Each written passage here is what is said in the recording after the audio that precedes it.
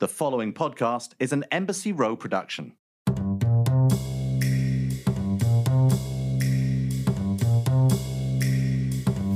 Hey everybody, I am Marc Lamont Hill, owner of Uncle Bobby's Coffee and Books. I am a professor, a scholar, and most importantly, a book nerd.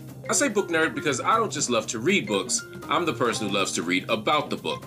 I love hearing authors talk about how and why they wrote the book, and I love talking to other book nerds about their favorite books. That's why I started Coffee and Books. It's a podcast all about books. Every episode, I sit down over a cup of coffee with the world's biggest authors to discuss the most interesting, controversial, fun, and important books. And sometimes I hang out with experts, fans, and other special guests to talk about some of the greatest books of all time. And today is going to be a lot of fun because I have my dear friend Yaba Blay in the building. She is a brilliant scholar. She does everything, actually. But she's also the author of an amazing book that is coming out on Beacon Press. It's called One Drop, Shifting the Lens on Race. Yaba, good to see you.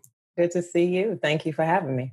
Of course, of course. Now, at Coffee and Books, the first thing we do is, before we talk about your book, we talk about the coffee. Now, I happen to be working on about 2 hours sleep over the last 2 days. So I am drinking a red eye. I have me a cup of nice black coffee and a shot of espresso inside of that, because that gets me going, allows me to read, but it also allows me to focus enough to write. I can kind of read tired, but I need to write. I need to be like caffeined up. Are you a coffee drinker? You know, only on occasion. I haven't really gotten it right. You know, on occasion I might catch a caramel macchiato from Starbucks or... Oh. Listen, I like my coffee to taste like cake. That's why I'm not really a coffee drinker. I'm a tea drinker. I am judging you right now. I love you to death, but I am judging you right now. And for everybody out there, I'm a coffee snob. So just for the record, a macchiato is not what Starbucks gives you. They've taken the macchiato, which is actually supposed to be a very small drink with a nice little stain, a dollop of cream on it, and they've made it this whole big sugary, like super drink, which tastes hella good. Let me be very clear about that. It does. But it ain't no macchiato. So the next time you come to Uncle Bobby's, when you're in Philadelphia and on our side of town, I am going to make sure that you get a pure macchiato. Okay. And I'm going to introduce you to some really tasty drinks that might be a little sweet, but will make you feel good, and you get all the caffeine you need. Okay, I'm with it. That's going to be the move. Now, Yaba, you titled the book One Drop, which has a powerful significance in American racial history and in Black culture. Can you talk about what One Drop is, what it means? Because you laid out beautifully in the intro. Yeah, so one drop is reflecting on the historical one drop rule that is specific to the United States context, right? This is a rule that was really created to protect whiteness, right? So in this moment, we talk about race, but we don't think about where these categories came from. Legally, the one drop rule literally held that one drop, they measured it, one drop of Blackness was enough to make you not white. So to say that again, ultimately this rule and this construction of race was built around protecting whiteness, and whiteness was defined as pure.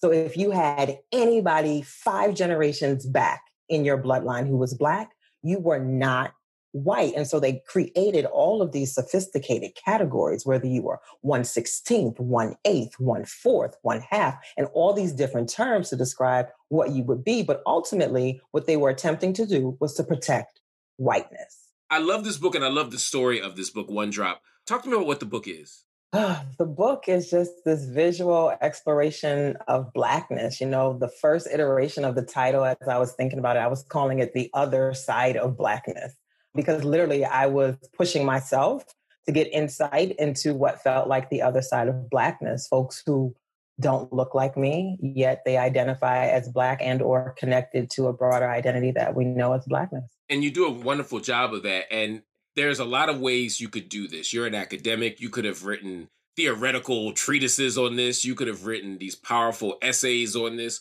But you decided to use photos to kind of really help drive this story home. Portraiture. Yes. It's an incredibly beautiful book. It's one of my favorite books to look at. In addition to the wonderful writing that's done by you at the beginning and hearing people's stories, it's a beautiful book. Why is it important for us to have a visual component in a book on race, in a book on Blackness in particular? Yeah, I mean, I'm a visual person. Any kind of visual, anything helps me to learn. But my background and the work that I've done, particularly in graduate school moving forward, has been generally on colorism and skin color politics. And so particularly within the context of Blackness, we come in all shades and ranges. And so when you're talking about Blackness and when you're talking about skin color politics in general, oftentimes it helps to have a visual aid, right? Mm-hmm. Because this particular book and the narratives in the book are so much connected to how people look. I mean, most of the contributors have been asked, what are you? Time and time again. And so I wanted to be sure to have a portrait to accompany their story so that you could see just what they look like as they talk about their particular Blackness. So I really couldn't even imagine doing this work without accompanying photographs. I think you're right. Again, there's a beauty to this book that I appreciate. This book for me is as much a piece of art as it is an intellectual project. And that's part of the beauty of it. So if anyone who's interested in reading this, and I hope all of you are, you can put this on your coffee table. You can have it on the shelf. You can read the essays. You can read people's stories, but you can also have these wonderful, beautifully shot images of people. But it does give life to stories. And I think part of it for me is, as a Black person myself, who I'm not asked whether I'm Black or not, but I often am asked, if someone hasn't met me yet, like, what do you look like? And in Philly, for example, where I'm from, we call people light skin. The range of what we call light skin is very different than the range of light skin in New Orleans. And absolutely. And brown skin is damn near everybody in some cities. And so when I'm reading people say, oh, I am I identify as this, or the world sees me as that, or I see myself as this, and then I look at the photo next to it, I'm able to better understand sort of how people understand their color, because this color thing is complicated. It's so complicated. And I'm glad you said that, because I also, and I talk about this in the intro of the book, my own positionality, right, in terms of shepherding these stories in a particular way. I constantly had to check myself, right, that my reality is one particular reality. My lived experience is one particular lived experience. I grew up dark-skinned, the daughter of West African parents, born and raised in New Orleans, right? And so for those who know about New Orleans or may not know about New Orleans, there's a distinct group of folks who self-identify as Creole, And so light skin in New Orleans is a whole different something in Philly, right? Like so even those terms, like when you talk about colorism and people talk about light skin versus dark skin, those are relative measures depending upon where you're from or where you're at. So for example, in Ghana, Mark, you're light skinned, right? You might not be light skinned in Philly. You're absolutely not light skinned in New Orleans. You see what I'm saying? And so it shifts and changes depending upon the context that you're in. And so I had to check myself moving up north from New Orleans, what folks would say light skin. I'm like, what are y'all dealing with? That's not light skin.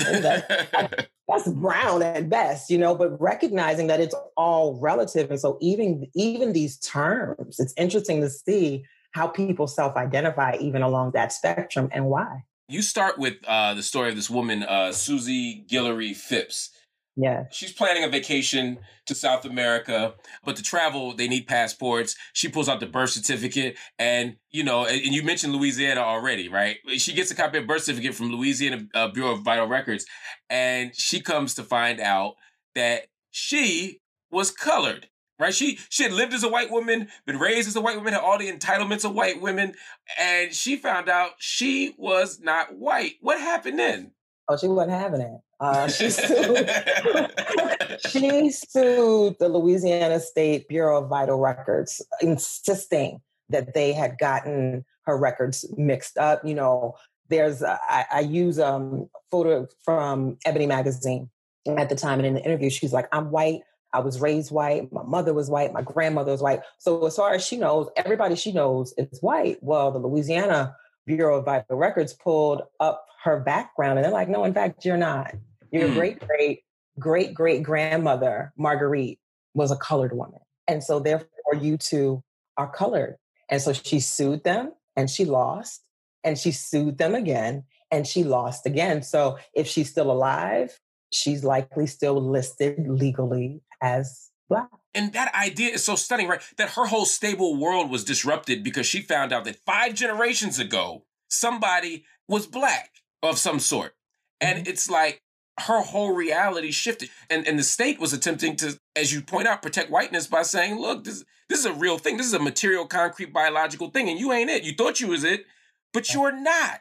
Right. And so Wow. that case becomes fascinating to me because had she not asked the question, right? Had she not needed this passport, there would have been no investigation. She would have kept moving through her life as a white woman. So the question is, if we're going to use this one drop rule, if it's real, how many more Black people are there in this world? You know, so for me, starting with that example, naming the book One Drop is not to, and I think a lot of folks might think that I am supporting the one drop rule, which I am not. I'm simply asking us to think critically about how we come to define race, right? Who gets to define race and based upon what? Historically, again, even creating race was about keeping us separate and ultimately protecting whiteness. And so whiteness, again, the language they use is pure. Somehow Blackness would sully whiteness. Any 5 generations back is enough to make you not white. So it was also created to somehow deter white folks from mixing with Black folks, right? That if you do that, you're gonna mess it up for generations to come, right? To keep those lines clear. And I think in a lot of ways, Black folks, we've just come to embrace that rule. We don't question it. You know, somebody Black, you got a little piece of Black, you Black, is fine. But what I also recognize is that we also depend upon appearances to dictate what Blackness is. So then if you don't look Black, are you really Black? So for me, it was just about all of these questions swimming in my head about how we come to define Blackness and what is Blackness. For me, again, the way I look when I show up in the room, there are no questions about who I am. I've never had to answer the question, what are you? I've never been asked on a personal level, what is Blackness? How are you Black? How do you get to define yourself as Black, right? Whereas most of the folks in the book are constantly having to answer that question. They're constantly being asked, what are you? They're constantly having to defend and justify how it is they come to see themselves as Black. So let's talk about some of those people. I mean, one of the stories you tell, again, one of the striking photos you take is that of Soledad O'Brien. Soledad O'Brien, of course, was a CNN host. She was the host of Black in America, the series for CNN. And for many of us, it was at that moment that she was hosting Black in America that people said, oh, Soledad O'Brien's Black. Right. A lot of people just didn't know. You see the name Soledad, you think, okay, she's Latina. That doesn't necessarily mean you're Black Latina. You know, it's all, you know, again, that's not a race. So people were trying to figure out what that meant.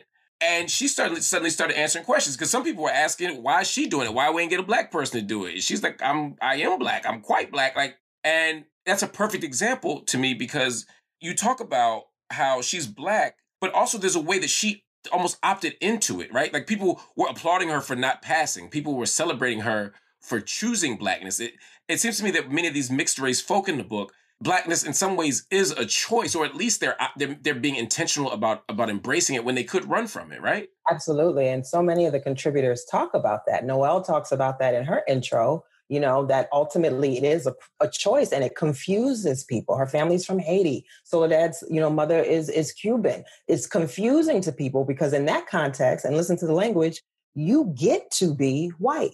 Yes. Why would you choose to be Black? Like it's the binary. Blackness is, you know, we're oppressed. Whiteness comes with privilege. And here you are at this crossroads and you can go either way and you're choosing Black. Why would you do that? You know? And so, like you said, people are applauding her for not passing because, again, the assumption is that whiteness is always going to be the preference or the choice, or that we're always going to move in the direction of whiteness. And so these folks in the book are saying, no, that's not the direction I want to go to. I'm actually more aligned with this side of me. And this is why I'm choosing. And for some people, they don't even use the language of choice, right? They're just like, this is who I am. It wasn't a choice. Right. But the world makes some choices for us. Like I'm looking at, for example, someone like Jay Smooth, right? Again, father's Black, mother's white. When he walks through the world, people may not see a white person. Like they know something's there, but they may not know exactly what that thing is. Right. So there's a way almost that you can't, for some people, you can't pass. You have to identify as at least not quote unquote pure white. But the question for me is sort of, is there room to identify as anything other than Black? You know, because I hear the word mixed. Mm-hmm. And when I hear somebody say they're mixed, I'm like, oh, you Black, right? Mixed to me sounds like a Black person don't want to be Black. Okay, hold. Before you even ask me the question, let me ask you, Black man. You hear mixed, you hear Black. Where does that come from? Oh, one drop. I'm one drop all day. I'm one drop all day. You know what? I'm not a race expert. I ain't wrote no books on this topic. I have a much more crude assessment. Okay. If you black to the police, you black to me. It's really that simple, right? If Jay Smooth get pulled over, he's getting the same treatment I'm getting. You think so? I mean, maybe not exactly the same treatment, because I think skin color matters too. But if somebody decides they're going to give a hard time to all black folk, he's in the pile. If somebody don't like black folk, now, could he, throw on some Birkenstocks and some Hawaiian shorts and a backwards baseball cap and maybe slide through in the evening time? Sure. I'm not saying he can't ever pass, but I guess what I'm saying is I don't make distinctions around, like, to me, if you have a black parent, or if you opt into blackness, or if you phenotypically look like you black, you black. And for me, because of that, I get very frustrated when I hear people call themselves mixed. Because I'm like, you not, I mean, I'm not saying ignore your white mama or your white daddy. I'm not saying pretend you don't have that lineage, but the world doesn't define you that way. Like, you're not subject to violence or harm or vulnerability because you're white. So, like, to me, it almost feels like you want a little extra star on your certificate for not being all the way black. But that's just my own hang up. No, I mean, and that's real. And so for me, it's what's so interesting to me, and what I love about what this book does, is it sparks so many different conversations, and it gives me insight into how we think and how we came to think.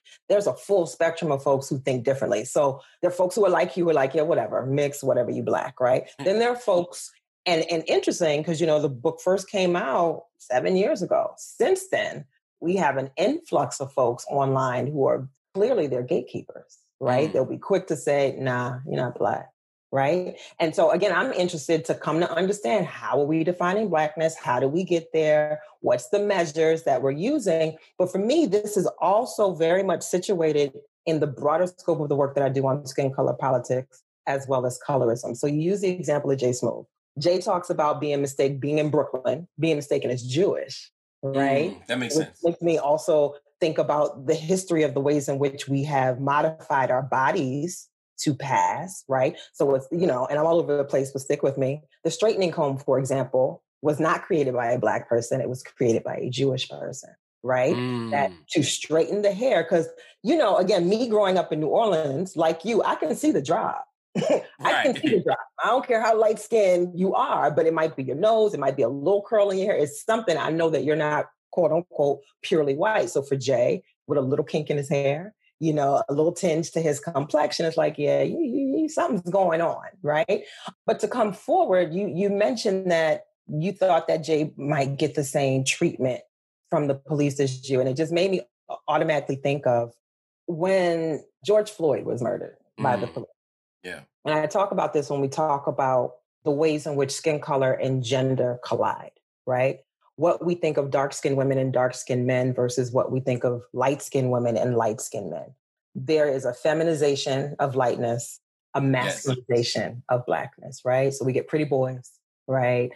But for whatever reason, Mark, I just remember thinking, if George Floyd were lighter skinned, would they have exerted that level of force on his body? Would he have been seen as that level of a threat, being tall, of a particular build, and being dark-skinned?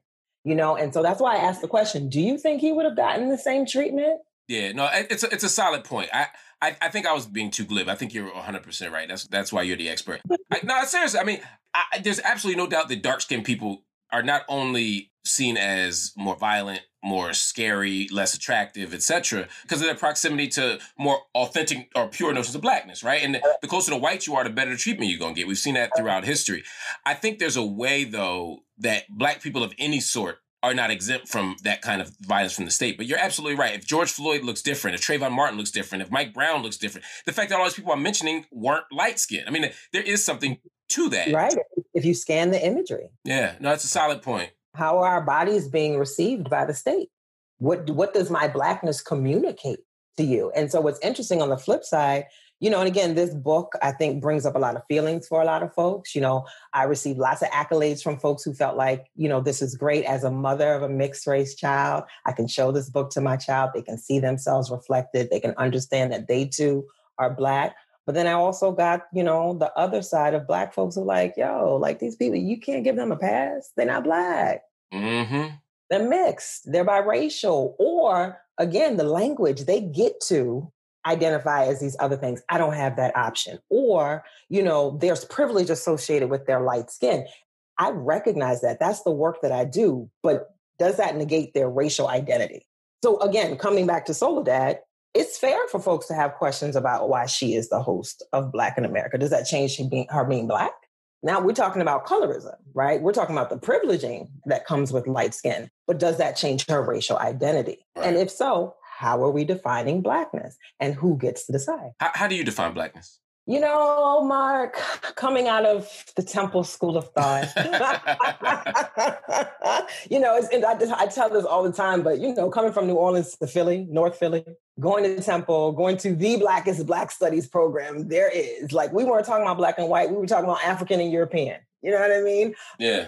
So for me, Blackness, capital B, Blackness is a term that I use as a larger umbrella to signify folks of African descent across the world. I see it as a political identity. I continue to have questions about race because of its origins, and so I would connect this more so based upon culture, and how we move through the world, how we do what we do, and the things that are important to us.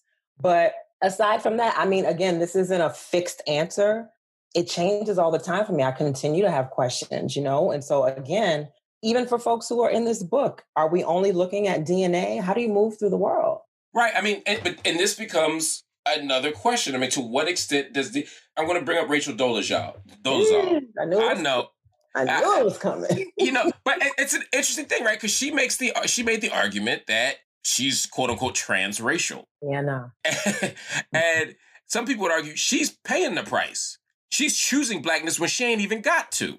She's making sacrifices. She's investing in the culture and the identity. She's taking the risks. I happen to not believe in transraciality, and I think she's full of shit. That's just me. But but there's an argument to be made that if we're saying the person who opts out of, like, there's people who try to opt out of Blackness, who are running as far away from it as they can, and they're enjoying all the privileges of not doing it. Mm-hmm. Do we conversely say, look, she's opting in? Let that passing person go and bring in Rachel? I don't know that it changes anything. I mean, we can talk transracial. If she gets to be Black, do I get to be white? Not that I want to, but if it can't be fluid and work in both directions, like, what are we really talking about? The case of Rachel Dolezal and what's the other one's name? Jessica Drew. Yes. Woo, yes. These cases that keep coming up, I literally, and not to be funny, I'm like, are there mental health issues that are happening here? Like, what's going on? I think the thing that troubles me and troubles a lot of folks definitely is seated within a conversation around colorism, right? That are you taking something away from folks who are actually Black? Like, what is that choice to be Black about? Is this now? Because when we add colorism to this, it doesn't change the fact that folks in this book, in this moment, when you've got white corporations and folks with access and privilege and resources, when they want that pat on the back and they get to check a diversity hire, if it makes you more comfortable to see somebody who looks more like you and you get credit for that diversity hire, right? And so then we're talking about the privilege that comes with light skin over dark skin. And so in that same way with Rachel Dolezal, it's like, that's an extra layer because you didn't have to do that. Like, you are actually white. And so what is this performance about, really? But again, like, I've been thinking about this because I know the question is going to come up as we continue to talk about this, because quite honestly, had Rachel come on somebody's, recommendation, she could have ended up in this book. And I'd be somewhere looking crazy. Yo. She could have been here. She wouldn't have made this edition. The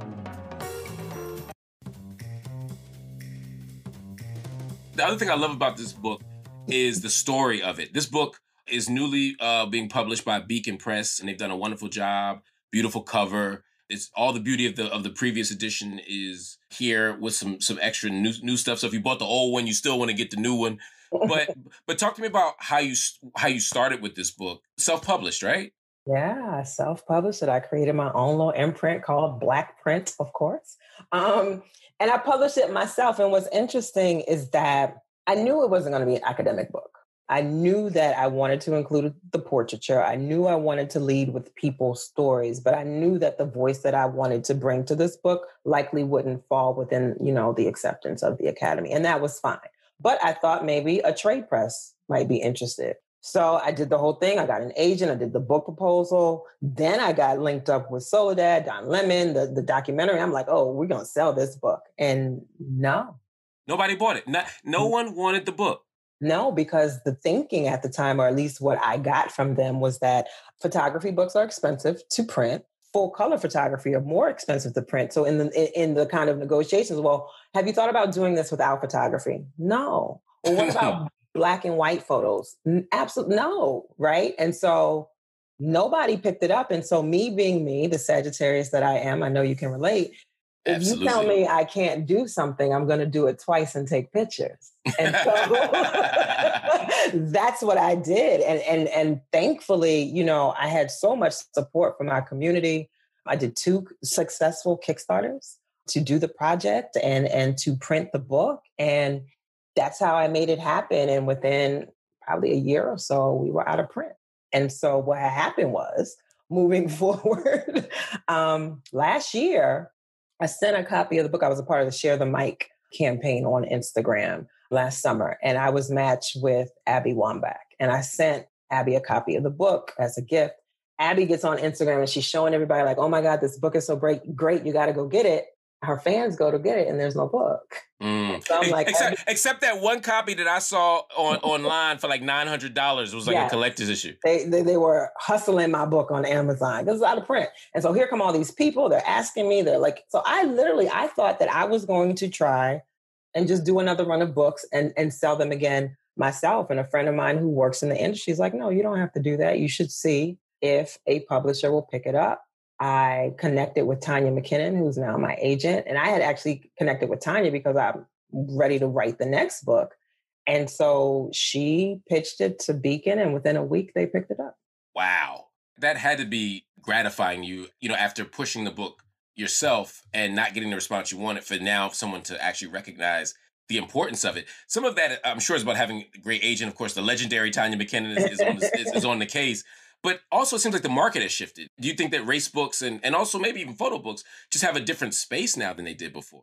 Yeah, I think timing is absolutely a part of it. In that moment, again, this was last year. This was peak quarantine. This is post George Floyd. This is share Black stories and hashtag Black Lives Matter times 10. And so, there's absolutely a moment that we're in, and everyone wanting to get woke and learn as much as they want to about race. And I think this book offered a nuanced entry point, into the conversation. And I think Beacon saw that. And so it was absolutely gratifying. I think it's important to note for folks who are writers, want to write, see themselves creating books, like, you put so much of yourself, this, Mark, you put yourself so much of yourself into the process. That rejection hit hard. Yeah. That rejection hit hard the first time, but I knew in my spirit that it didn't mean that the work wasn't valuable. It just means that they couldn't put a price point on that value. And so I felt so connected to the work that I did it so that it could be done, so that it could be out in the world. So now to have the backing and support, and the folks at Beacon are so great. They're so excited, and that absolutely feels good. No, and we're all excited for you. And we can't wait for the next kind of project that you have coming up. What kind of stuff are you working on these days? I'm doing it all, Mark. I'm an independent people's worker these days. But still, still doing the work that I'm interested in doing is really about celebrating Blackness, in ways that I think are quote unquote regular. This is a shift for me. I'm not currently attached to the quote unquote academy. I'm not teaching. I'm not attached to an institution. And whereas before, when I was teaching, all of the kind of digital projects and campaigns that I was doing, they were my love projects, my heart work, the work that I did to kind of keep the balance. Because the academy, you might have a different experience, but for me, it wasn't a very affirming place to the work that I want. I'm barely employed. But like the idea that you have to speak in a particular voice, or you have to present at certain conferences, or you have to, pitch your work to certain presses, and that's the space. Only if they see it as valuable is it valuable. And I'm like, I don't want to use that voice. I also, in the beginning of the book, I do this preface where I actually justify why I capitalized the being Black, which I had to do at the time. Yeah. This is before the Associated Press recognized that. But the fact that I would do academic articles and have to fight with editors about me capitalizing Black And the negotiation would be, we'll make it a footnote. I have to explain to you why I'm capitalizing my identity and you're the authority and you're the space that I'm supposed to be publishing in. So anyway, all this work I'm doing is my hard work. Now making that shift from it being my side hustle to it being the hustle, that's challenging, but I'm doing it still. So I still do work with Pretty Period. I still do work on Professional Black Girl. Still interested in doing digital work and visual work and production work. And I'm looking forward. The next book project, prayerfully, will be on beauty and white supremacy. Beauty and white supremacy. We can't wait for that. What do you read? What's your reading practice like? I don't read enough. I have all these pretty books around me and I can't find time to read. And I think it's hard for me to multitask, believe it or not. Like if I'm reading, I'm reading. I'm not doing anything else. If I'm writing, I'm writing. I'm not doing anything else. And just the way my life has been set up more recently, I haven't been able to do both. I would say the most recent book that I read, I did a reread of The Color Purple, which is my favorite book. That's a favorite of the show. Yes, it is my favorite book. It is my favorite movie. And last December, it turned 35.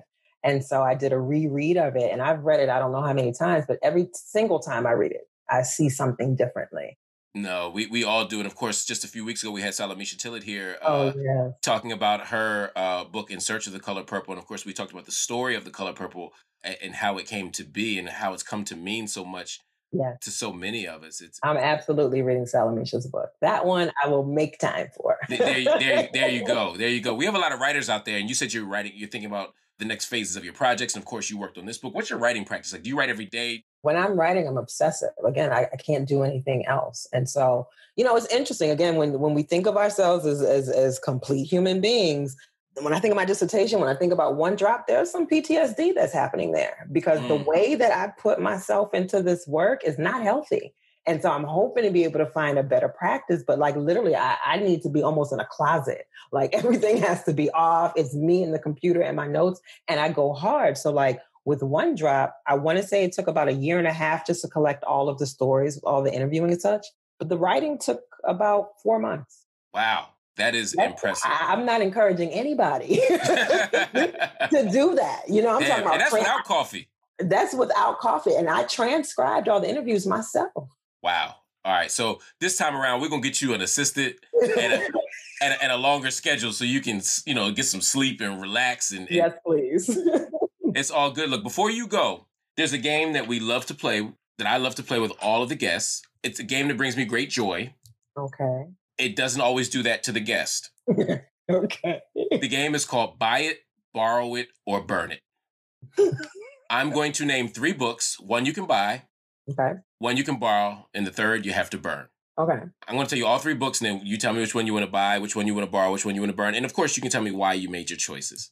Okay. The first book is She Begat This, 20 Years of the Miseducation of Lauryn Hill by Joan Morgan.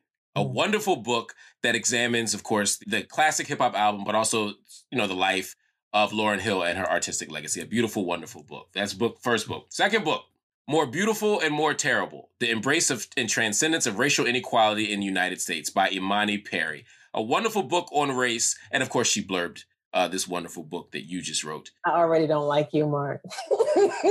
then this will make you hate me even more. The third book is Dandelion. Wow. The Black Dandy and Street Style, which, by the way, is a wonderful book, a beautiful book, and it's actually sitting on my coffee table in my living room right now. So y'all should check out that book. You should check out all three of these books, but it's actually absolutely one of my favorites. But that said, 1 you can buy, 1 you can borrow, and 1 you can burn.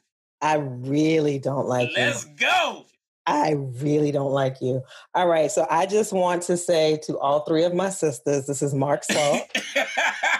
I love you dearly. I'm playing a game with this man. Take none of this seriously. Here's the logic. I'm going to buy Dandelion because I love coffee table books. They live forever. I already own that.